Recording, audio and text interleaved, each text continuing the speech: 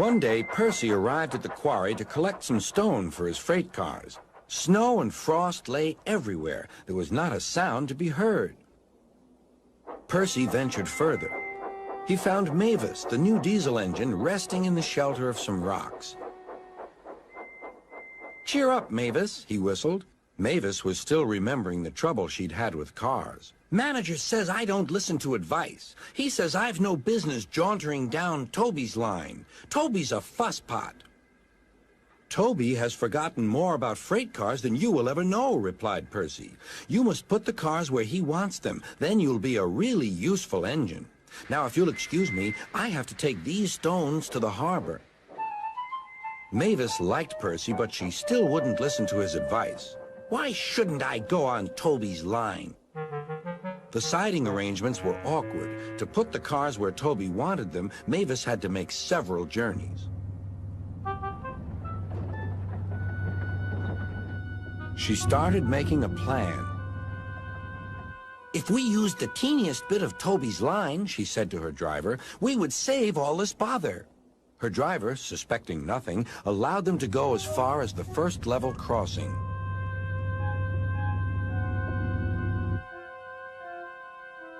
A few days later, the weather changed. As the snow melted, the quarry grew busy again. Some trains were so long that before leaving the cars for Toby, Mavis had to go beyond the level crossing with them. Now for her plan. She would go further down the line without it seeming her fault. "Can you keep a secret?" she asked the freight cars. "Yes, yes, yes," they chattered. "Will you bump me at the level crossing and tell no one I asked you?"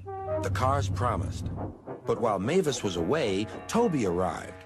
He decided to shunt the cars himself.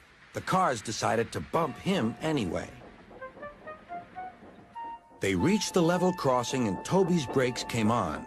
This was the signal for the freight cars. "On, on," they yelled. Toby was away, with the cars screaming and yelling behind him. No one realized that melted snow had turned a stream ahead into a torrent, and the bridge above it was about to collapse.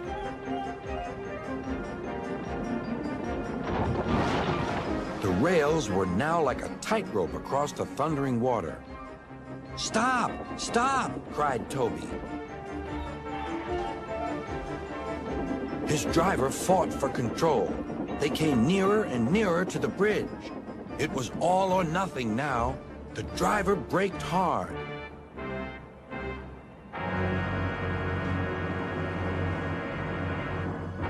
Toby stopped, still on the rails, but with his wheels treading the tightrope over the abyss.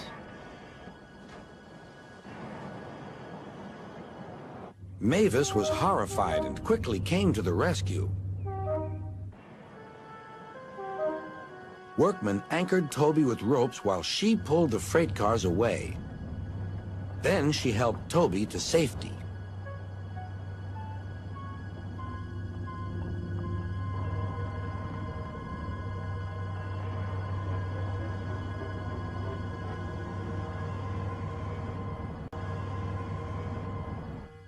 "I'm sorry about the cars," said Mavis. "I can't think how you managed to stop them in time."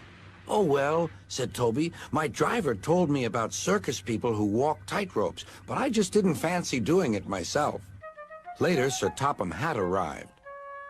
"A very smart piece of work," he said. "Mavis, you did well too, I hear." "It was my fault about those cars, sir," she faltered. "But if I could..." "Could what?" "Come down the line sometimes, sir. Toby says he'll show me what to do." "Certainly," replied Sir Topham Hatt, "if your manager agrees." And so it was arranged. Now Mavis is as happy as can be, and Sir Topham Hatt thinks she's really useful indeed.